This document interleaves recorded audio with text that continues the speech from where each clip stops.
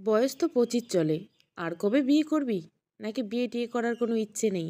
সারা জীবন বাপের ঘাড়ে বসে বসে অন্ন ধ্বংস করবি। সবে ভাত মেখে নিয়ে খেতে বসেছে হৈমন্তী। খাওয়ার সময় মায়ের কটূক্তি শুনে খাওয়ার রুচি চলে গেল। এখন আর একটুও খেতে ইচ্ছে করছে না। মা কেন যে বেছে বেছে খাওয়ার সময় হৈমন্তীকে কটু কথা শোনায় কে জানে। হৈমন্তী রাগ হয়ে গেল। ভাতের থালাটা ঠেলে দিয়ে উঠে দাঁড়াতেই মা ঠাস করে গালে থাপ্পড় লাগিয়ে দিল। চাপা কণ্ঠে বলল, খুব বেয়াদব হয়েছিস। খাবার ফেলে উঠে যাচ্ছিস কেন? এতে সংসারের অমঙ্গল হয় জানিস না? অনেক কিছুই জানি নে মা। এই যে ভাত খেতে দিয়ে একটা রাস্তার কুত্তাকেও কেউ মারে না, অথচ তুমি মা হয়ে কি থেমে গেলি কেন? কথা শেষ কর। কত ভালো ভালো ঘর থেকে তোর বিয়ের প্রস্তাব আসতো, অথচ তুই বারবার নাকচ করে দিয়েছিস। তোর বাবার বয়স হয়েছে, সে চিন্তা তোর মাথায় আছে? আর কিছুদিন সময় দাও মা। কিছুদিন করতে করতে 7 বছর পার হয়ে গেছে। আর কত সময় চাস? তোর মুখের দিকে তাকিয়ে দেখছিস কি ছিলি আর কি হয়ে গেছিস। আগামীকাল তোকে দেখতে আসবে। বললাম তো, আর কিছুদিন পর মারবো ঠাটিয়ে এক থাপ্পড়। যার জন্য অপেক্ষা করছিস সেই ছেলেটা আদৌ তোকে বিয়ে করবে তো? করবে মা। শুনেছি চাকরি পেয়ে গেছে। এখন আর দেরি করছে কেন? বিয়ের প্রস্তাব নিয়ে আসতে বল। হৈমন্তী দীর্ঘশ্বাস ফেলে বলল, বলবো মা।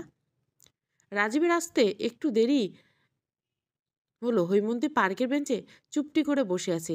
রাজীব এসে হৈমন্তীর পাশে বসতে বসতে বলল, সরি দেরি হয়ে গেল। হৈমন্তী রাজীবের মুখে তাকিয়ে দিকে এক পলক তাকালো। মানুষটা আগের থেকে সুন্দর হয়েছে কি, দেখতে ভালো লাগছে। আজ 3 দিন যাবৎ রাজীবের সাথে দেখা করতে চেয়েছে হৈমন্তী। রাজীবের সময় হচ্ছিল না। অবশেষে আজ সময় হলো। হৈমন্তী বিরস মুখে বলল, মা খুব বিয়ের জন্য চাপ দিচ্ছে। রাজীব হৈমন্তীর এক হাত ধরে বলল, আর কিছুদিন ম্যানেজ করে নাও প্লিজ। হৈমন্তী নিজের হাতটা ছাড়িয়ে নিতে নিতে বলল, আর কত ম্যানেজ করব? 7 বছর তোমার জন্য কত বিয়ে ভেঙেছি, আর তার কোনো হিসাব আছে? তাছাড়া বাবার একার রোজগারে সংসার চলে। পরিবারে বড় মেয়ে আমি। দেখতে দেখতে মেজ বোনটাও বিয়ের উপযুক্ত হয়ে উঠেছে। আমাকে বিয়ে দিয়ে ওকে তো বিয়ে দিতে হবে। সে না হয় বুঝলাম, সবে চাকরি পেয়েছি। হাতে কিছু টাকা জমিয়ে তারপর ধুমধাম করে বিয়ে করব। সবে কোথায়, তোমার চাকরির বয়স 6 মাস চলে। তুমি এত রেগে যাচ্ছ কেন হৈমন্তী? কতবার বলছি চলো আমরা একান্ত সময় কাটাই, 2 দিন ট্যুর দিয়ে আসি, তোমার মন ভালো হয়ে যাবে। কতবার বলছি এই ধরনের কথা আমার ভালো লাগে না। তাছাড়া এক্ষুনি বিয়ে করতে চাও না। বিয়ের আগে যদি আমাকে পেয়ে যাও, তখন তো বিয়ে করতেই চাইবে না। এসব কি বলছো তুমি?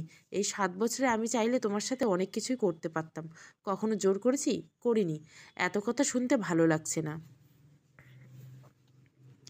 রাজীব হৈমন্তীর কাঁধ জড়িয়ে ধরল, বলল, এত অস্থির হচ্ছে কেন? আমরা তো বিয়েই করব, আর একটু সময় দাও। বিয়ে ভাঙতে ভাঙতে আমি বড্ড ক্লান্ত হয়ে গেছি রাজীব। বিয়ে কি জীবনের সব কিছু? সব কিছু না, আবার অনেক কিছু। যাই হোক, এখন উঠি, দুটো টিউশন করে বাড়ি ফিরবো। হৈমন্তী মন খারাপ করো না, আমি তোমাকেই বিয়ে করব, আর একটু ধৈর্য ধরো শোনা। হৈমন্তী বাড়ি ফিরতে ফিরতে সন্ধ্যা লেগে গেল। আসার সময় সস্তায় কিছু কাঁচা বাজার পেয়ে গেল, কিনে নিয়ে এলো। কাঁচা সবজি পাশেই দেখলো মাজলা কুচো চিংড়ি ভাগা দিয়েছে 100 টাকা করে। বাবা লাউ দিয়ে চিংড়ি মাছ খেতে খুব পছন্দ করে। পাশ খুলে দেখলো সম্বল 100টা টাকা। এখন যদি মাছগুলো কিনে তাহলে পায়ে হেঁটে বাড়ি যেতে হবে। টিউশনির টাকা অবশ্য সংসার খরচ বাবদ হৈমন্তীকে দিতে হয় না। তবে বাবা একা হাতে সংসার, 3 ভাই বোনের পড়াশোনার খরচ চালাতে হিমশিম খেয়ে যায়। হৈমন্তী টিউশন করে নিজের পড়ার খরচ চালিয়ে বাকি যে কটা টাকা বাঁচে মায়ের হাতে তুলে দেন। মা অবশ্য ভাঙে না, জমিয়ে রাখে। প্রাইমারি স্কুলের একটা চাকরির ইন্টারভিউ দিয়েছেন হৈমন্তী। রিটেন ভাইবা টিকে গেছে। কয়েক লক্ষ টাকা ঘুষ দিলে চাকরিটা হয়ে যাবে। এত টাকা দিতে মা কিছুতেই রাজি হচ্ছে না। বলেছে বিয়ের সময় এমনিতে কত টাকা লাগবে তার কোনো হিসেব নেই। এত টাকা ঘুষ দিয়ে চাকরি করার থেকে বিয়ে করা ভালো। এছাড়া ইনকাম করে তো আর আমাদের খাওয়াবে না, শুধু শুধু আমরা কেন ঋণের বোঝা টানবো। মা অবশ্য ঠিক বলেছে। হৈমন্তীর দুজন বান্ধবী বিয়ের আগে চাকরি পেলেও বাবা মাকে টাকা দিতে পারে না। বান্ধবীর হাজবেন্ড খুব অশান্তি করে। যদিও যৌতুক নিয়ে বিয়ে করার একটু ইচ্ছে নেই হৈমন্তীর, তবে যৌতুকটা সমাজে এমন একটা প্রচলিত প্রথা হয়ে গেছে, না দিলে হাজার কটু কথা শুনতে হবে। এর জেদ ধরে পরবর্তী সংসারে খুব অশান্তি হবে। মাঝে মাঝে খুব আফসোস হয় হৈমন্তীর। মাকে টাকা না দিয়ে প্রথম থেকে যদি টাকাগুলো জমাতে পারত, তাহলে ঘুষের টাকায় নিজেই ম্যানেজ করে ফেলতে পারত। একসময় মোটা অঙ্কের টাকা জমিয়ে ছিল হৈমন্তী। তখন রাজীব পুরোপুরি বেকার। কি একটা দরকারে 40,000 টাকা হৈমন্তীর কাছে ধার চাইলো। এত টাকা হৈমন্তী কোথায় পাবে? এদিকে টাকাটা রাজীবের খুব দরকার। কোনো উপায় না পেয়ে নিজের জমানো টাকা আর স্বর্ণের চেনটা রাজীবের হাতে তুলে দিল। সেদিন রাজীব কি খুশি হয়েছিল, বারবার কৃতজ্ঞতা প্রকাশ করছিল, বলেছিল চাকরি পেলেই তোমাকে টাকাগুলো দিয়ে দিব। হৈমন্তী ভেবেছে হয়তো চাকরি পেলে সত্যি সত্যি টাকাগুলো শোধ করে দিবে। তবে এখন ভুলেও রাজীব সেই টাকার কথা বলে না। হৈমন্তী চক্ষু লজ্জার জন্য চাইতেও পারে না। মায়ের হাতে এই ভর সন্ধ্যাবেলা মাছ দেখে হৈমন্তীর মা আমলা দেবী খুব বিরক্ত হলেন। সে এই সময় ঠাকুর পুজো দিয়ে চা বানিয়ে নিয়ে টিভিতে সিরিয়াল দেখতে বসেন। চায়ে চুমুক দিয়ে সিরিয়াল দেখার মজাই আলাদা। বলল, তুই কোন আক্কেলে এখন মাছ এনেছিস? আমি কিন্তু কুটতে পারবো না। কুটতে হবে না মা, শুধু বেছে নিলে হবে। তাও পারবো না। বেশ, আমি কুটে নিব। হৈমন্তী মাছগুলো রান্নাঘরে রেখে চলে গেল। মেজবোন হিমা খাটে বসে বসে এক মনে পড়া মুখস্থ করছে। হৈমন্তী বলল, কিরে, পরীক্ষা কেমন চলছে? ভালো। হৈমন্তী পোশাক পাল্টে রান্নাঘরে চলে গেল। মাছগুলি বেছে ধুয়ে নিল। ছোট ভাই হিমেল এসে বলল, কিরে করো বদ দিদি? এই তো মাছ, সবজিগুলো ফ্রিজে তুলে রাখছি, আমাকে একটু নুডলস রান্না করে দাও। হিমেল এবার ক্লাস 10-এ পড়ে। ছাত্র তেমন ভালো না, তবে ফুটবল খেলার প্রতি ব্যাপক আগ্রহ। মেসির ডাইহ্যান্ড ফ্যান।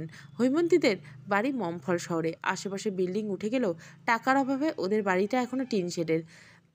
এল সিস্টেমে আধা পাকা ঘর, থাকা 3টে রুম, একটা বসার। ঘরের সামনে বিশাল গ্রিল করা বারান্দা। বারান্দার এক পাশে রান্নাঘর, অন্য পাশে বাথরুম। উঠোন জুড়ে বিভিন্ন ফুল গাছ, ফলের গাছ লাগানো। তার পাশে বাড়ির ঢোকার লোহার মেইন গেট। হৈমন্তীরা যে 2 বোন যে ঘরে ঘুমায়, সেই ঘরে দক্ষিণের জানলার পাশে শিউলি গাছ।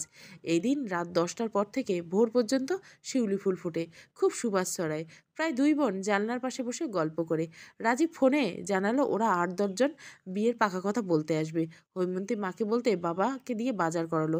হিমা ঘরদোর পরিষ্কার করলো। হৈমন্তী মায়ের সাথে সেই ভোর থেকে মধ্য দুপুর লাগিয়ে কত শত পদের রান্না করলো। তারপর স্নান সেরে রাজীবকে ফোন দিল। 2বার রিং হওয়ার পর এখন ফোনটা বন্ধ দেখাচ্ছে। দুপুরে কারো খাওয়া হলো না। সময় গড়ায়, বিকাল গড়িয়ে রাত নামে, রাত পেরিয়ে মধ্যরাত, তবুও রাজীবরা আসে না। হৈমন্তীর মা সেই বিকাল থেকে মেয়েকে গালিগালাজ পারছে, কয়েকবার গায়েও হাত তুলেছে। হৈমন্তী দিশেহারা লাগছে। রাজীব কেন কথা দিয়ে কথা রাখলো না? ওর কি কোনো বিপদ হলো?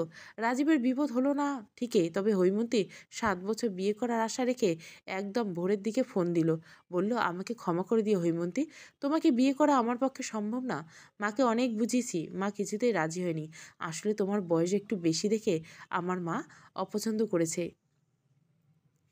আমি মায়ের কথার অবাধ্য হয়ে তোমাকে বিয়ে করতে পারবো না।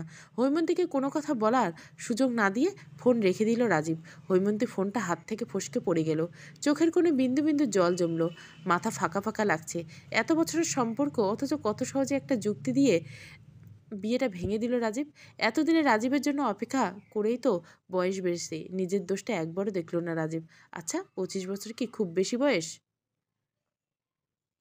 হেমা হৈমন্তীর এক হাত ধরে ভীতুকণ্ঠে বলল, কি হয়েছে বদ্দি?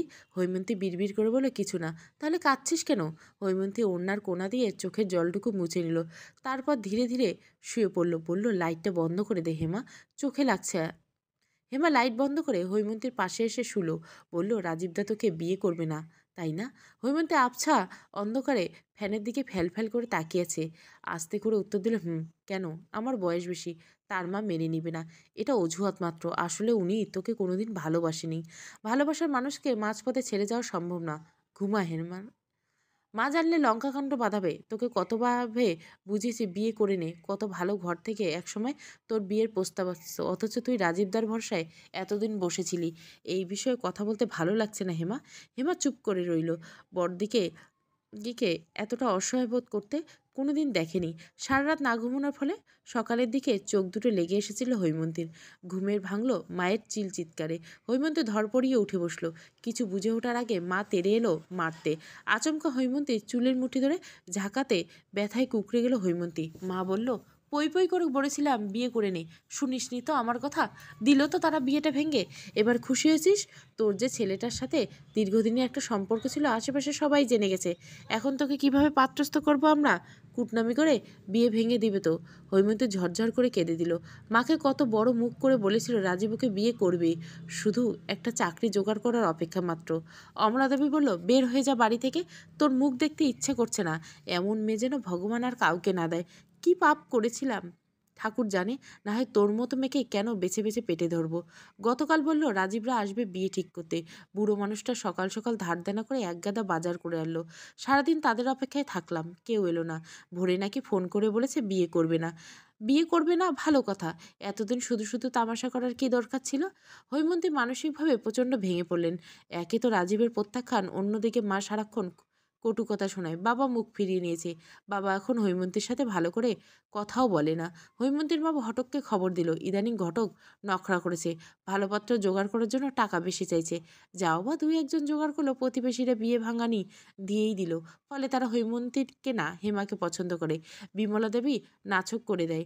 হৈমন্তী ইদানিং কিছুই ভালো লাগে না, কোনো কাজে মন বসে না, টিউশনি করতে ভালো লাগে না, খেতে ইচ্ছা করে না, রাতে ঘুম হয় না, প্রায় ঝিম ধরে বসে থাকে। কেউ কথা বললে কথা বলে, না বললে চুপটি করে বসে থাকে কিংবা শুয়ে থাকে। রাজীবের সাথে কাটানো সুখময় কথা মনে পড়লেই চোখের কোণে জল জমে।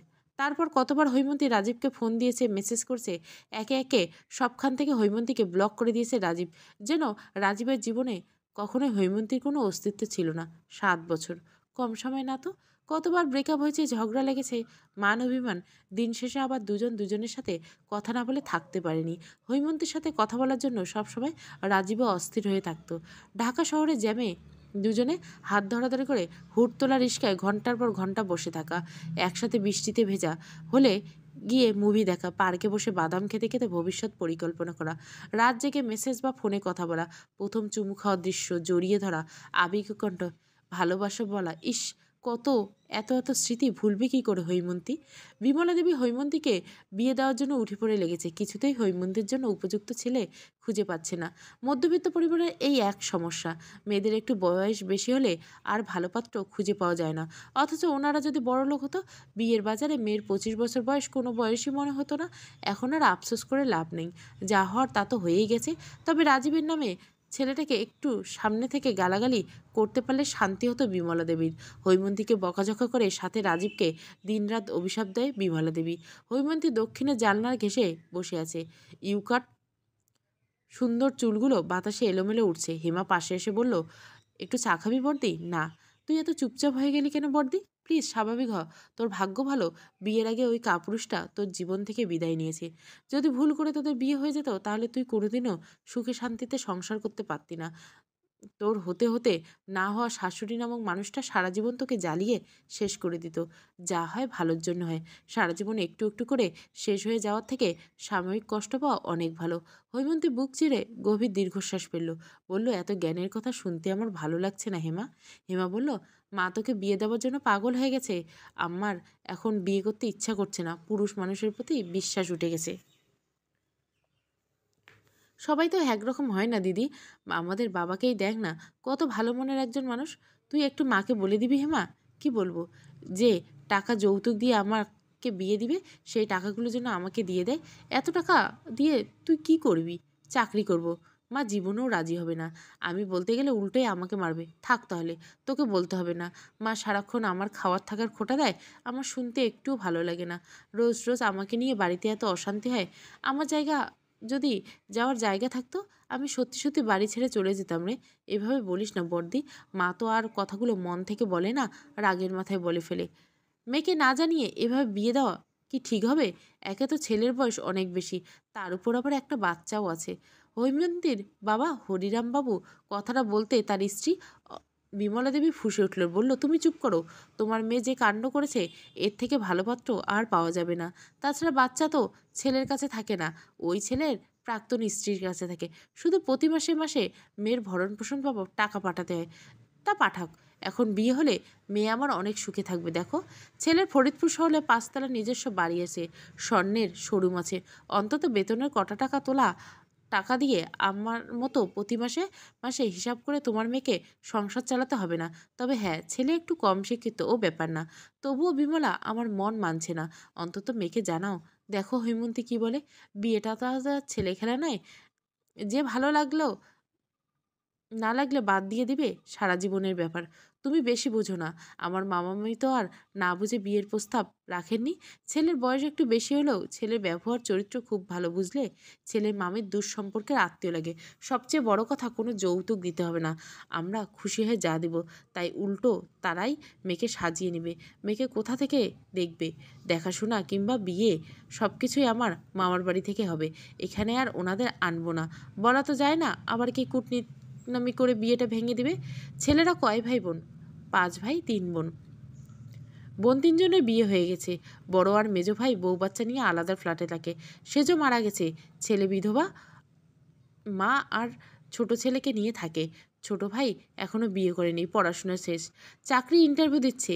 বিয়ে করলে আলাদা ফ্ল্যাটে বউ নিয়ে উঠবে। ছেলের বয়স যেন কত, 38 প্লাস। আমার মেয়ের থেকে 13 বছরের বড়। বয়সে কি এসে যায়, মেয়ের সুখটাই এখানে মুখ্য। যদি মেয়ে সুখী না হয়, সুখের সন্ধানে তো তোমার মেয়ে নেমেছিল। আদৌ কি সুখী হতে পেরেছে? ছেলেটা বিয়ের প্রতিশ্রুতি দিয়ে কেমন মাঝপথে ধোকা দিয়ে ছেড়ে গেছে, দেখেছো তুমি? পুরনো কথা শুধু শুধু কেন টেনে আনছো? যা ভালো বুঝো করো। তবে মেয়েকে একবার ছেলের ব্যাপারে জানালে ভালো হতো। তোমার যে জেদি মেয়ে, যদি শুনে আগে বিয়ে করেছে, বাচ্চা আছে, জীবনেও বিয়েতে রাজি হবে না। কতগুলো বিয়ে ভেঙেছে, আশা করি ভুলে যাওনি। আমি আর সেই রিস্ক নেব না। মেয়েটাকে বিয়ে দিয়ে খুব শীঘ্রই মেজোটাকে বিয়ে দিয়ে দিব। হৈমন্তীর এখন কোথাও বেড়াতে যেতে ইচ্ছে করছে না। উপায় নেই, যেতে হবে। মা হৈমন্তীকে একা বাড়িতে রেখে যাবে না। বাবা আগের থেকে বাসের টিকিট কেটে রেখেছে। সকাল 10টার দিকে ওরা গোল্ডেন লাইন বাসে উঠে বসলো। উদ্দেশ্য মায়ের মামার বাড়ি বেড়াতে যাওয়া। বাবা মা হিমেল একসাথে বসেছে। ওদের সারিতে 3টে করে সিট। হৈমন্তী হেমা অন্য সিটে দুজন মিলে বসেছে। হেমা খুব ঘুম কাতুরে, গাড়িতে উঠলেই ঘুমিয়ে যায়। জানলার পাশে সিটে চুপটি করে বসে আছে হৈমন্তী, দৃষ্টি বাইরের দিকে স্থির। ঝিরিঝিরি বাতাসে কপাল ছড়িয়ে ছিটে থাকা চুলগুলো অবাধ্য উঠছে। সামনের সিটে বসা একটা ছেলে বারবার পেছন ফিরে হেমাকে মুগ্ধ দৃষ্টিতে দেখছে। হৈমন্তী বুঝতে পেরে হেমার মুখটা ওড়না দিয়ে ঢেকে দিল। হেমাকে দেখতে না পেরে ছেলেটা বোধহয় একটু মনক্ষুণ্ণ হলো। বাতাসে হেমার মুখের ওড়না সরে গেল। ছেলেটার মুখে হাসি ফুটে উঠল। মাথার স্টাইল করে ছেটে রাখা চুলগুলো খুব কায়দা করে হাত বুলালো। হৈমন্তী বিরক্ত হয়ে হেমাকে গুঁতো দিল। হেমা ধরপড়িয়ে জেগে উঠে বলল, কি কি কি হয়েছে? এমন করে গুঁতোগুতি করছিস কেন? হৈমন্তী নিচু কণ্ঠে বলল, সামনের ছেলেটাকে দেখ, কেমন হ্যাবলাকান্তের মতো তোর দিকে ফ্যাল ফ্যাল করে তাকিয়েছে। হেমা তড়িঘড়ি করে হাত দিয়ে চুলগুলো পরিপাটি করে নিয়ে ফিসফিস করে বলে, আগেও বলবি না? হৈমন্তী চোখ রাঙিয়ে বলে, বল দি তুই। মায়ের মামাবাড়ি বেড়াতে আসার 2 দিন পর হৈমন্তী জানতে পারল পাত্রপক্ষ ওকে দেখতে আসবে। তার জন্য খুব তোড়জোড় চলছে। মা সারাক্ষণ দিদার সাথে থাকে। হৈমন্তী যে এই বিষয়ে মায়ের সাথে সরাসরি কথা বলবে, দিদার জন্য পারছে না। মাকে ডাকলে দিদা মায়ের পিছু পিছু চলে আসছে। হৈমন্তী এত বিরক্ত লাগে, আজ পূর্বের আকাশে চনমনে রোদ উঠেছে। দিদার আচার রোদে দিতে ছাদে গেছে। মাকে একা পেয়ে হৈমন্তী চাপা কণ্ঠে বলল, আমাকে পাত্রপক্ষ দেখতে আসবে অথচ আমি জানি না? তুই জেনে কি করবি? আজ হৈমন্তী আর দমে গেল না, স্পষ্ট করে বলল, বিয়ে তো আমাকে করতেই হবে মা। খবরদার হৈমন্তী, এই বিয়ে ভাঙার চেষ্টাও করবি না তুই। এর ফল কিন্তু খুব খারাপ হবে। আমি বিয়ে করব না মা। তো কি করবি? সারা জীবন বাপের ঘাড়ে বসে বসে অন্ন ধ্বংস করবি? এখন না হয় বাপ বেঁচে আছে, বাপ মরে গেলে তখন কি করবি? মা, তোমার মুখে কিছুই আটকায় না। না আটকায় না? এতদিন তো খুব বড় গলায় বলতি। কি যেন নাম ওই ছেলেটার? ও হ্যাঁ, মনে পড়েছে, রাজীব। রাজীব চাকরি পেলে তোকে বিয়ে করবে। সে কত ধানাই পানাই করে বিয়ে আটকাতি। এখন এখন কি বলবি? ঘুষের টাকাগুলো দিয়ে দাও প্লিজ। মা, আমি চাকরি করব। মারবো ঠাটিয়ে এক থাপ্পড়। তুমি চাকরি করো, আর লোকে সেই সুযোগে বলুক মেয়ে বিয়ে না দিয়ে চাকরি করাচ্ছে মেয়ের কামাই খাওয়ার জন্য। তোমার জন্য তো আমার এতগুলো কথা শুনবো না। লোকের কাজ পরনিন্দা পরচর্চা করা। লোকের কথা এত ধরে না মা। খোঁজ নিয়ে দেখো, যারা অন্যের সমালোচনা করে তারা 95% নিজের জীবনে অসুখে অবহেলিত। এরা মূলত নিজেরাও সুখে থাকে না, অন্যকে সুখে থাকতে দেয় না। এত জ্ঞান দিস না হৈমন্তী, বিরক্ত লাগে। মা হৈমন্তীকে আর কোনো কথা বলার সুযোগ না দিয়ে চলে গেল। হেমা একটা জামদানি শাড়ি এনে হৈমন্তীর হাতে ধরিয়ে দিল, বলল, রেডি হয়ে নে বর্দি, একটু পরে তোকে ছেলেপক্ষ দেখতে চলে আসবে। শাড়ি পরবো মা। না। হেমা বিরক্ত হয়ে বলল, আর ঝামেলা করিস না তো বর্দি, তোর জন্য আমাকেও মায়ের কাছে বকা শুনতে হয়। হৈমন্তী উদাস দৃষ্টিতে জানলার দিকে তাকিয়ে রইল। ওর কিছুই ভালো লাগছে না। একদিকে বিয়ে করতে ইচ্ছা করছে না, অন্যদিকে প্রতিনিয়ত মায়ের কটুবাক্য অবহেলা সহ্য হয় না। মধ্যবিত্ত পরিবারে মেয়েদের বয়স বেশি হলেই বাবা মায়ের আসল রূপ চেনা যায়। মা হৈমন্তীকে বিদায় করার জন্য অস্থির হয়ে আছে। একমাত্র হৈমন্তী পারে বাবা মাকে মুক্তি দিয়ে। বিকালের দিকে হৈমন্তীকে 3জন মহিলা ও 1জন পুরুষ দেখতে এলো। মহিলা 3জন বিবাহিত, সম্ভবত ছেলের 1 বোন আর 2 বৌদি হবে, আর পুরুষ বোধহয় পাত্র। ছেলেটা পাঞ্জাবি পরে এসেছে, কথাবার্তা খুব স্মার্ট, বয়স আনুমানিক 28 বা তার একটু কম বেশি হতে পারে। মহিলা 3জন প্রাথমিকভাবে হৈমন্তীর নাম, কিসে পড়ে, শখ কী, এগুলো জিজ্ঞাসা করলো। ছেলেটার সাথে এখনও হৈমন্তীর কথা হয়নি। হৈমন্তী ভেবেছিল ওদের আলাদা কথা বলতে দিবে, তখন রাজীবের ব্যাপারে জানানো যাবে। তার কিছুই হলো না।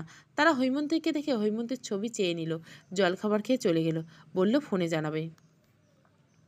2 দিন পর ছেলের বাড়ি থেকে ফোন এলো, তাদের মেয়ে পছন্দ হয়েছে, ছোট পরিসরে অনুষ্ঠান করে খুব শীঘ্রই বিয়ে সেরে ফেলতে চায় তারা। হৈমন্তীর বাবা মা এক বাক্যে রাজি হয়ে গেল। সন্ধ্যা 7টার দিকে হৈমন্তীর আননোন নাম্বার থেকে ফোন এলো। দ্বিতীয়বার রিং হবার পর ফোন রিসিভ করলো হৈমন্তী। বলল, হ্যালো, কে বলছেন? একটা পুরুষালী ভরাট কণ্ঠওয়ালা বলল, দীপঙ্কর সেন বলছি।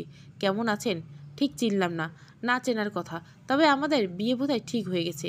হৈমন্তী খুব লজ্জা পেল। এভাবে কেউ সরাসরি বলে? দীপ্ত বলল, আমাকে পছন্দ হয়েছে তো হৈমন্তী? হৈমন্তীর চোখের পাতায় দীপঙ্করের হাসি এসে সুন্দর চেহারা ভেসে উঠল। অপছন্দ করার কিছুই নেই, যে কোনো মেয়ে দীপঙ্করকে দেখলে পছন্দ করবে। হৈমন্তী ইতস্তত করে বলল, আমি কিছু বলতে চাই। বলুন। ফোনে বলবে? আমার আজ দেখা করার সময় হবে না, আপনি বরং ফোনেই বলুন, যদি অসুবিধা না হয়। আমার একটা অতীত আছে। অতীত বলতে কাউকে ভালোবাসতেন? এখনও বাসেন? হয়তো না। তাহলে আমার কোনো সমস্যা নেই। অনেক দিনের সম্পর্ক? কত বছর? 7 বছর। দীপঙ্কর চুপ হয়ে গেল। প্রায় 30 সেকেন্ড পর বলল, ভালোবাসার মানুষকে বিয়ে করলেন না কেন? আমার বয়স বেশি, তার মা আমাকে মানবে না অজুহাতে সে আমাকে ছেড়ে গেছে। দীপঙ্কর মনে মনে ওই অদেখা ছেলেটাকে কড়া একটা গালি দিল। হৈমন্তীকে বলল, এই বিষয়ে আর কাউকে কিছু বলার দরকার নেই। আচ্ছা, আর একটা কথা। কি? যেহেতু এত বছরের সম্পর্ক ছিল, এমন কিছু নেই তো আপনাদের মাঝে যার জন্য পরবর্তীতে ব্ল্যাকমেল হওয়ার সম্ভাবনা থাকবে? দেখুন, এতে কিন্তু আমার পরিবারের মান সম্মান জড়িয়েছে। না, ওকে এখন রাখি।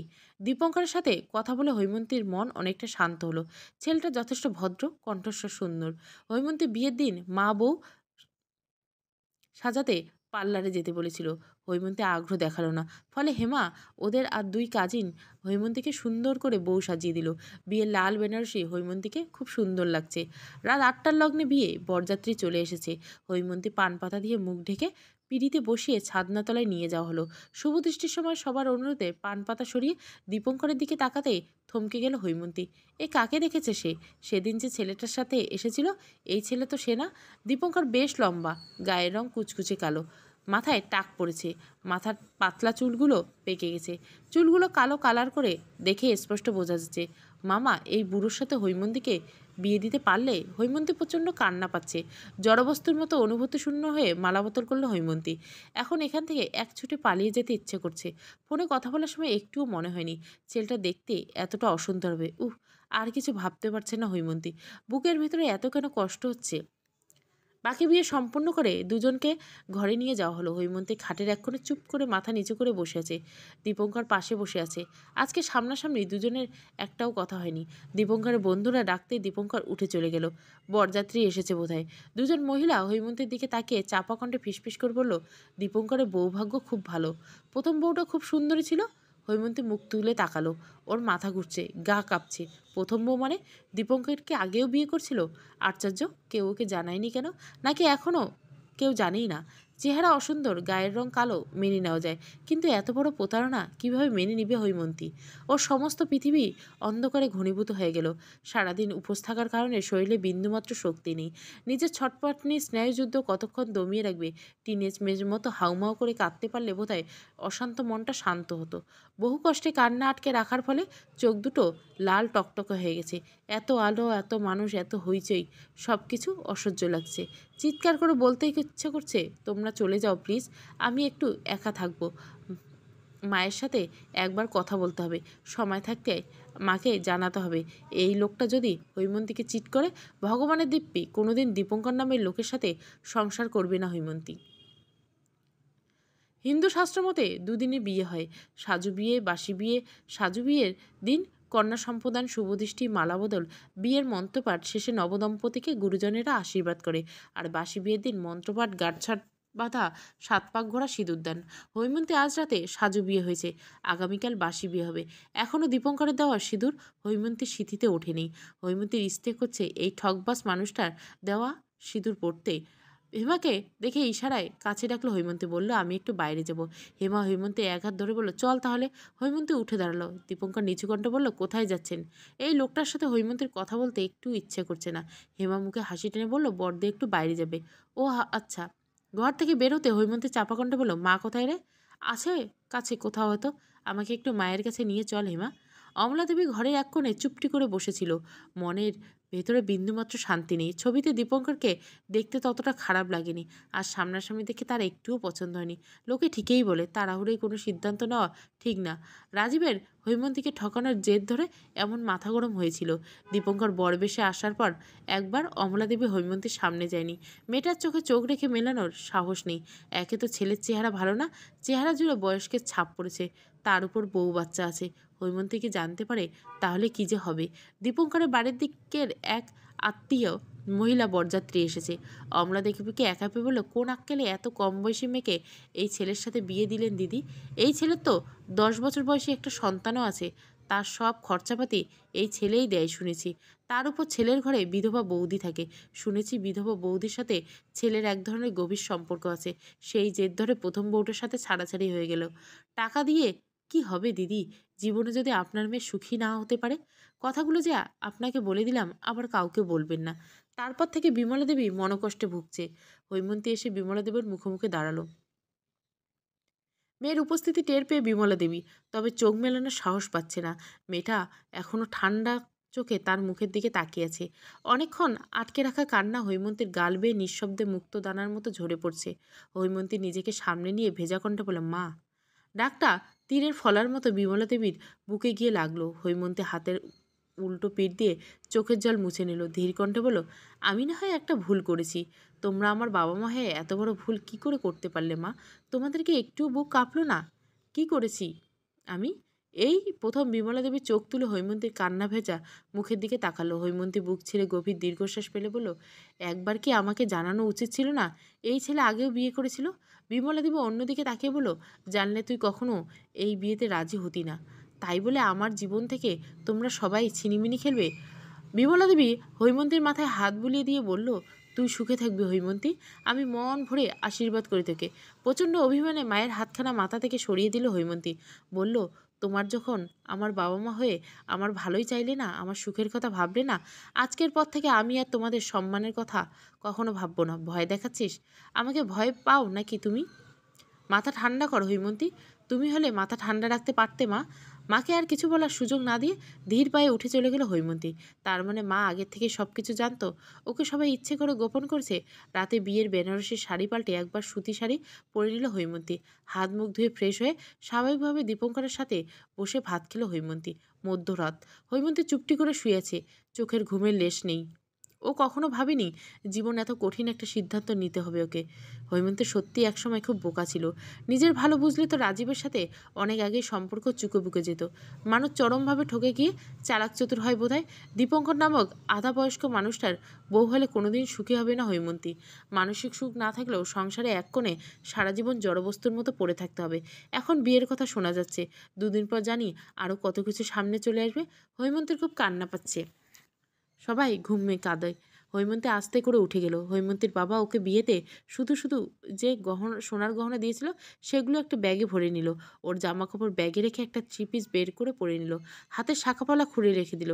তারপর ব্যাগে হাতে নিয়ে নিঃশব্দে দরজা খুলে ঘর থেকে বেরিয়ে এলো। কারেন্ট নেই।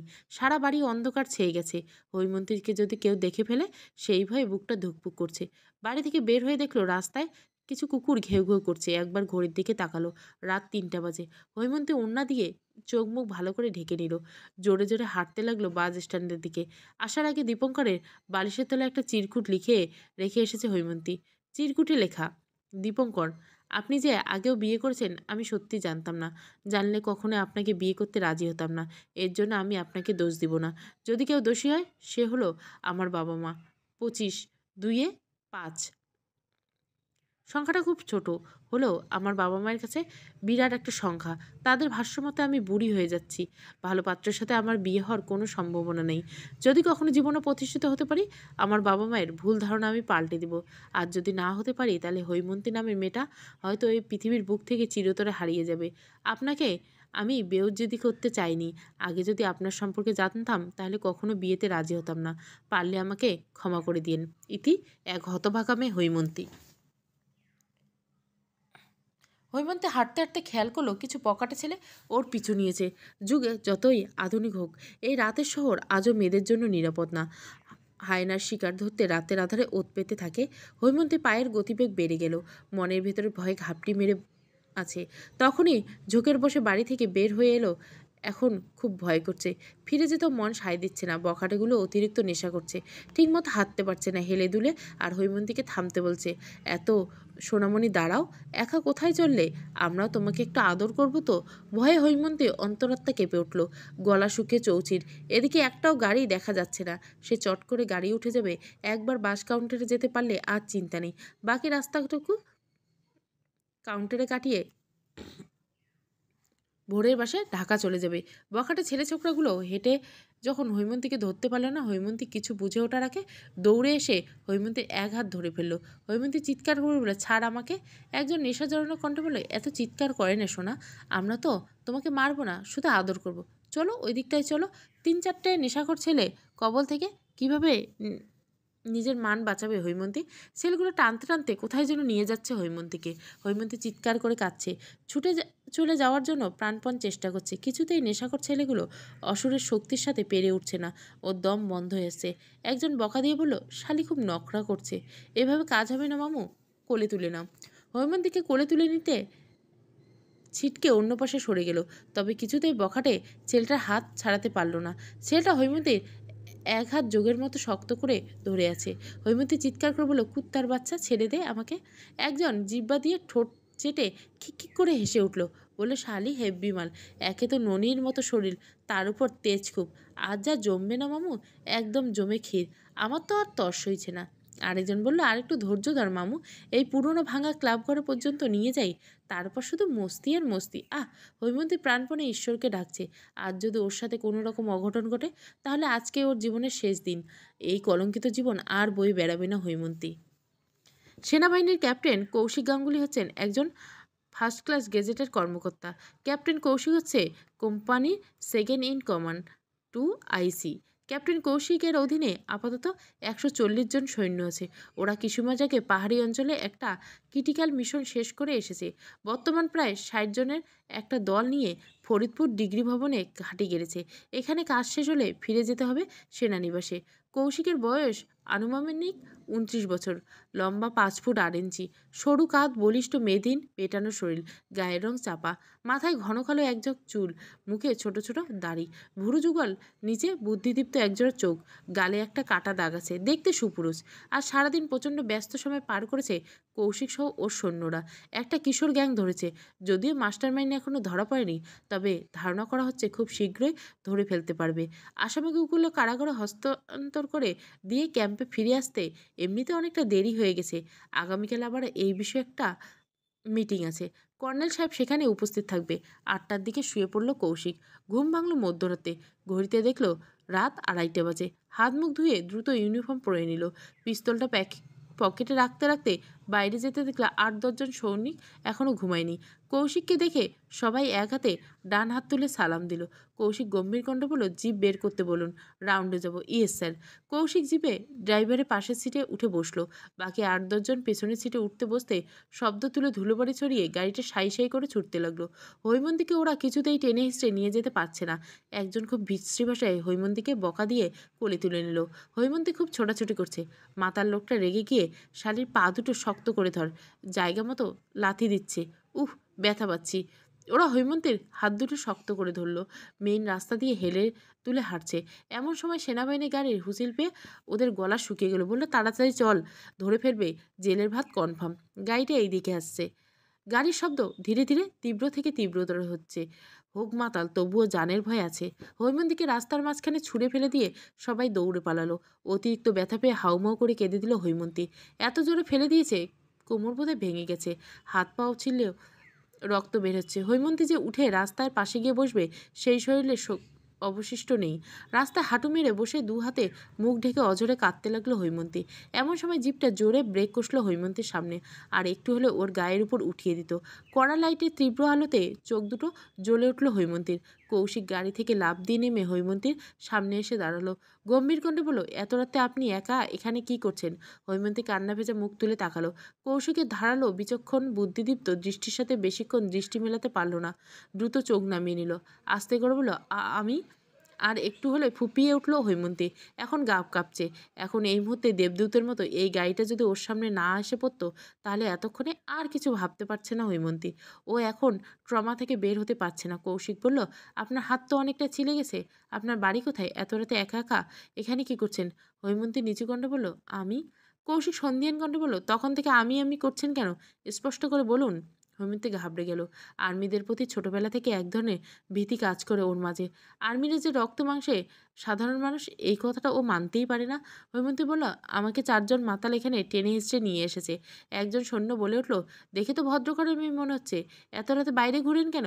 কৌশিক ঠান্ডা চোখে সৈনিকের দিকে তাকাতে এসে চুপ হয়ে গেল। কৌশিক বলল, এত রাতে কোথায় যাচ্ছিলেন? সত্যি কথাটা বলা কি ঠিক হবে?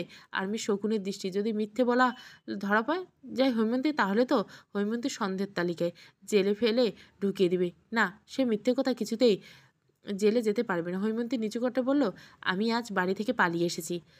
কৌশিকের মেয়েটাকে পরখ করে দেখে মনে হচ্ছিল মুখে গলায় হাতে এখনও হলুদের দাগ লেগে আছে। সম্ভবত আজ মেয়েটার বিয়ে ছিল। বলল, এত রাতে বাড়ি থেকে পালানোর কারণ? আজ আমার বিয়ে ছিল, পেশাগত কারণের জন্য। আর কিছু প্রশ্ন করতে বাধ্য হলো কৌশিক। আপনার নাম কি? হৈমন্তী পাল। তো মিস হৈমন্তী, বিয়ের আসর থেকে পালিয়েছেন কেন? আমার মা মিথ্যে বলে আমাকে বিয়ে দিচ্ছিল। আজ আমাদের সাজু বিয়ের পর আমি জানতে পারি আমার হবু বরের আগেও একবার বিয়ে হয়েছিল। এমনি সে কম শিক্ষিত, দেখতে অসুন্দর, বয়স বেশি। বিয়ে ঠিক হওয়ার সময় কেন বলেনি? কারণ আমি একসময় খুব বিয়ে ভাঙতাম। যদি এই বিয়েটা ভেঙে দিই, আসলে আমার মা আমাকে বিয়ে দেওয়ার জন্য পাগল হয়ে গিয়েছিল। মায়ের ভাষায় আমি 25 বছর বয়সে বুড়ি হয়ে গেছি। এখন কোথায় যাবেন? আপাতত বাস কাউন্টারে বাস ধরে সোজা ঢাকা চলে যাব। ঢাকায় কে থাকে? কেউ না। তাহলে? আমি অনার্স পাশ করেছি জাহাঙ্গীরনগর ভার্সিটি থেকে। ওখানে আমার বান্ধবীরা থাকেন। কিছুদিন ওদের কাছে থেকে পরিবেশ ঠান্ডা হলে বাড়ি ফিরে যাব। শেষের কথাটা মিথ্যে করে বলল হৈমন্তী। ওর আর বাড়ি যাওয়ার একটুও ইচ্ছে নেই। কৌশিক বলল, ভোর হওয়ার আগে আশেপাশে তো গাড়ি পাবেন না, চলুন আপনাকে কাউন্টারে নামিয়ে দিয়ে আসি। হৈমন্তী উঠে দাঁড়াতে পারল না, চেষ্টা করলো, পারল না। কোমরে এত বেশি চোট লেগেছে, আর একটু হলে বোধহয় কোমরটা ভেঙে যেত। কৌশিক হৈমন্তীর বেহাল দশা দেখে এক হাত বাড়িয়ে দিল, বললে, আমার হাতটা ধরে উঠুন। হৈমন্তী জড়তা নিয়ে কৌশিকের হাতটা ধরল। একটা শক্ত খসখসে পুরুষালী বলিষ্ঠ হাত হৈমন্তী তড়িৎ গতিতে টেনে ধরে উঠিয়ে দাঁড় করিয়ে দিল। ঠিকমতো হৈমন্তীর কোমরটা কট করে উঠল। আশ্চর্যজনকভাবে ব্যথা অনেকটা কমে গেল। লোকটা কি জাদু আছে? কৌশিক ড্রাইভারকে ইশারায় পেছনে গিয়ে বসতে বলল। হৈমন্তীকে পাশের সিটে বসিয়ে নিজের ড্রাইভিং সিটে উঠে বসলো। গাড়ি স্টার্ট দিল। গাড়ির শব্দ তুলে চলছে। অনেক বছর আগের কথা মনে পড়ে গেল। কৌশিকের সৎ বাবা মা একদিন টাকার লোভে কৌশিকের দিদিকে বখাটে ছেলের সাথে জোর করে বিয়ে দিতে চেয়েছিল। দিদি একজনকে প্রচণ্ড ভালোবাসত। বিয়ের দিন রাতের বেলা দিদিও বিয়ের আসর থেকে পালিয়ে গেল। আজকের মতো কিছু নেশাখোর দিদিকে একা সারা রাস্তায় পেয়ে সারা রাত ভোগ করে মেরে ফেলেছিল। মা মারা যাওয়ার পর পৃথিবীতে আপন বলতে ওই এক দিদিই ছিল কৌশিকের। দিদিটাকেও হায়নারা মেরে ফেলল। অচেনা দুজন নারী, কাকতালীয়ভাবে দুজনের জীবন একই রকম ঘটনা। বলতে একটু ভুল হলো, একজনের সাথে ঘটেছে, আরেকজনের সাথে ঘটতে চলেছে। আশ্চর্যজনকভাবে একজন নারী শুরু থেকে কৌশিকের পুরো জীবন জুড়ে, আরেকজন নারী কৌশিকের ভবিষ্যৎ জুড়ে থাকবে, শুধু সময়ের অপেক্ষা। বিধাতার লীলা খেলা বোঝাই বড় কষ্টকর। আর্মিদের ব্যাপারে অনেক কিছু শুনেছে হৈমন্তী। এগুলো আর্মির সাথে ওর একা যেতে খুব ভয় লাগছে। এখন যদি এই আর্মিগুলো ওকে অন্য কোথাও নিয়ে খারাপ কিছু করে মেরে ফেলে, কেউ কোনোদিন জানতে পারবে না। যদি সবাই এক না, তবু মনের কোণে গুমুট ভয় তো থেকেই যায়। তাছাড়া তো যেহেতু আর উপায় নেই, সারাটা রাস্তা মনে মনে ঠাকুরেরকে ডাকতে হৈমন্তী। কৌশিকের সামনের দিকে তাকিয়ে এক মনে গাড়ি চালাচ্ছে। ওদের বাস কাউন্টার যেতে খুব বেশি সময় লাগলো না। গন্তব্য পৌঁছে স্বস্তির একটা নিঃশ্বাস ফেলল হৈমন্তী। গাড়ি থেকে দরজা খুলে দিতে হৈমন্তী নেমে গেল। কৌশিক হৈমন্তীর সাথে নেমে গেল। ওকে বাস কাউন্টারের ভেতরে দিয়ে এলো। ভরাট কণ্ঠে বলল, সবাইকে খারাপ ভাববেন না মিস হৈমন্তী। এই পেশায় থাকলে যে সবার চরিত্র খারাপ হবে, এই ধারণা সম্পূর্ণ ভুল। খারাপ মানুষ সব পেশায় আসি। হৈমন্তী ঘাবড়ে গেল। ওর মনের কথাটা এই মানুষটা কিভাবে জানলো? মানুষটা কি সব জানতা? ইস, ওনাদের নিয়ে উল্টোপাল্টা ভাবার জন্য এখন খুব খারাপ লাগছে। ওনাদের জন্যই তো নতুন জীবন পেয়েছে হৈমন্তী। হৈমন্তী জড়তা নিয়ে কৌশিককে পিছু ডাকলো, বলল, শুনুন। কৌশিক ঘুরে দাঁড়ালো, বলল, আর কিছু বলবেন? হৈমন্তী নিচু কণ্ঠে বলল, ধন্যবাদ। এই প্রথম খুব অল্প সময়ের জন্য কৌশিকের ঠোঁটের কোণে হাসি খেলে গেল। তা আবার হৈমন্তীর দেখার আগে মিলিয়ে গেল। পকেট থেকে একটা কার্ড বের করে হৈমন্তীকে দিয়ে বলল, কার্ডটা রাখুন, কোনো দরকারে বা বিপদে পড়লে আমাকে ইনফর্ম করবেন। হৈমন্তী কার্ডটা হাতে নিল। কৌশিক আর এক মুহূর্ত দাঁড়াল না। পায়ের জুতো ঠক ঠক করে শব্দ তুলে চলে গেল। গাড়িতে বসে কৌশিক মাথার ক্যাপটা ঠিক করে বলল, মেয়েটার ছবি তুলেছ? Yes sir. আমার ফোনে সেন্ড করো ফার্স্ট। ওকে। কৌশিক ফোনে হৈমন্তীর ছবিটা আসতে কৌশিক ছবিটা একজনকে পাঠিয়ে দিল। মেসেজ দিয়ে বলে, একটা ছবি পাঠিয়েছি, চেক করে দেখো তো। এই মেয়ে কোনো দলের এজেন্ট নাকি? কিছুক্ষণ পর লোকটা পাল্টা মেসেজ করলো, নো স্যার, মেয়েটা সাধারণ একটা মেয়ে। কৌশিক অভিজ্ঞ চোখে মেয়েটাকে দেখে সাধারণ মনে হয়েছে, তবুও পেশাগত কারণের জন্য এই কাজটা করতে বাধ্য হলো কৌশিক। সব কিছু আগের ওদের নিরাপত্তা। ছবিটা ডিলিট করতে চায়, কি মনে করে ডিলিট করলো না, ফোনে রেখে দিল। হৈমন্তী টিকিট কেটে ভোরের বাসে উঠে বসলো। কে যেন বারবার ফোন দিচ্ছে। ফোনটা হাতে নিয়ে দেখলো মায়ের ফোন। হৈমন্তী রিসিভ করলো না। ফোনটা চট করে কেটে সিম খুলে ফেললো। তারপর সিটে মাথা এলিয়ে দিয়ে জানলার দিকে এক দৃষ্টিতে তাকিয়ে রইল। শুধুমাত্র ভুল মানুষকে ভালোবেসে ওর জীবনটা আজ অল্পের জন্য এলোমেলো হয়ে যেতে বসেছিল। কেন রাজীব এত বড় প্রতারণা করলো? ওর কি অনুশোচনা হয় না? রাজীব কেমন মেয়ে বিয়ে করে আর কতটা সুখে সংসার করে হৈমন্তী দেখতে চায়। এত বছরের ভালোবাসা রাজীবকে ঘিরে কত সুখ স্মৃতি জড়িয়ে আছে, এত সহজে তো ভোলা যাবে না। হৈমন্তী মনে প্রাণে রাজীবকে ভুলে যেতে চায়, ঘৃণা হয় প্রচুর। তবে কার প্রতি বেশি, নিজের না রাজীবের প্রতি বুঝতে পারে না হৈমন্তী। এখন কি করবে হৈমন্তী? বান্ধবীর ভাড়া বাসায় গিয়ে কয়দিন থাকবে? কিছুদিন থেকে সে বাড়ি চলে যাবে। সে উপায় তো নেই। মা কখনোই হৈমন্তীকে বাড়িতে ঢুকতে দেবে না। করুণা করে যদি ঢুকতে দেয়, হয় বুড়ো কাউকে ধরে জোর করে বিয়ে দিয়ে দিবে, আর না হয় সারা জীবনে মায়ের তীব্র বাক্যবাণ হজম করে দিনগুলো পার করতে হবে। একটা চাকরি জোগাড় করে নিবে, তাও সম্ভব না। তবে বান্ধবীকে বলে 2-3টে টিউশনি জোগাড় করে নিতে পারলে মন্দ হতো না। মাস্টার্সে ভর্তি হওয়া জরুরি। মায়ের জন্য অনার্স পাশ করে 1 বছর আগে পড়াশোনার পাঠ চুকিয়ে ফেলতে হয়েছিল। না হলে এখন মাস্টার্স কমপ্লিট হয়ে যেত। পড়াশোনা বাদ দিয়ে বাড়িতে বসে থাকা ভুল ছিল। মাথায় হাজারটা এলোমেলো চিন্তা, অনিশ্চিত ভবিষ্যৎ, সব মিলিয়ে দিশেহারা অবস্থা হৈমন্তী। হৈমন্তী বাসি বিয়ের দিন পালিয়েছে। এই ঘটনার জের ধরে বিয়ে বাড়িতে হুলস্থুল কাণ্ড বেঁধে গেল। আশেপাশে খুঁজে দেখা হয়েছে, কোথাও পাওয়া যায়নি হৈমন্তীকে। এদিকে দীপঙ্করের বড়দাদা মেজদাদা এই এলাকার খুব প্রভাবশালী লোক। তারা কিছুতেই বউ না নিয়ে বাড়ি যেতে রাজি হচ্ছে না। মান সম্মানের ব্যাপার। হৈমন্তীর বাবা হাত জোর করে ক্ষমা চাইল, তাতে কাজ হলো না। তারা নিজেদের সিদ্ধান্ত অজর, বউ ছাড়া কিছুতেই বাড়ি ফিরবে না। হয় হৈমন্তীকে ধরে হালা, না হলে মেজমে হেমাকে তার ভাইয়ের সাথে এই মণ্ডপে বিয়ে দেওয়া হোক। মেজমের কথা শুনে আঁতকে উঠল অমলা দেবী। অসম্ভব! এমন চরিত্রহীন এক বাচ্চার বাপ বয়স্ক ছেলের সাথে সে কিছুতেই তার মেজমেকে বিয়ে দেবে না। তার মেয়েটা আর কত বয়স? এই তো সবে 21-এ পা রেখেছে। হেমার চেহারা সুন্দর, কত বড় ঘর থেকে মেয়ের বিয়ের প্রস্তাব আসছে। হৈমন্তী বিয়ের পর হেমাকে খুব শীঘ্রই বিয়ে দিতে চেয়েছিল অমলা দেবী। তারা কোনো বিবেকে এমন অদ্ভুত প্রস্তাব রেখেছে। মূলত এই নিয়ে দুই পক্ষের সাথে ঝামেলা লেগেছে। হেমা ঘরের এক কোণে বসে ফুলে ফুলে কাঁদছে। ফর্সা চোখ মুখ লাল টকটকে হয়ে গেছে। এই বুড়োর সাথে যদি কোনোভাবে হেমার বিয়ে হয়, হেমা মরেই যাবে। করুণ কণ্ঠে বিড়বিড় করে বলল, বদ্দি রে, এ তুই কোন বিপদে ফেলে গেলি আমাকে? হিমেল হেমার এক হাত শক্ত করে ধরে বলল, যে যাই বলুক, যতই ঝগড়া অশান্তি লাগুক, তুই কিন্তু এই বিয়েতে ভুলেও রাজি হবি না দিদি। দীপঙ্করের বড়দাদা হৈমন্তীর বাবাকে আড়ালে ডেকে নিয়ে ঠান্ডা কণ্ঠে বলেন, ভালোই ভালো আপনার মেজো মেয়েকে আমার ভাইয়ের সাথে বিয়ে দিতে রাজি হয়ে যায়, না হলে মেয়ে নিয়ে এই এলাকা থেকে বের হতে পারবেন না কিন্তু। ভদ্রলোক সহজ সরল মানুষ, ভয় পেল খুব। ভীতুকণ্ঠে বলল, কি করবেন? আপাতত আত্মীয় করার ইচ্ছে, এই বাইরে অন্য কিছু ভাবতে চাইছি না। আপনার ছোট ভাইয়ের জন্য হলো মেয়ে নেওয়া যেত। আমরা তো ছোট ভাইয়ের বউ নিতে আসিনি। আপনার মেয়ে রাজরানী হয়ে থাকবে, নিশ্চিন্তে থাকুন। এমন কথা কেউ কখনো শুনেছিল কি? বিয়ের রাতে মেয়ে পালিয়ে গেল। মেয়ের ছোট বোন থাকলে মেয়ে বোনের সাথে কন্যার হবু বরের বিয়ে হবে। তবে কনের সাথে অর্ধেক বিয়ে হয়ে যাবার পর কনের বোনের সাথে কনের হবু বরের বিয়ের ঘটনা খুব বিরল। এ নিষ্ঠুর ঘটনা সচরাচর শোনা যায় না কিন্তু।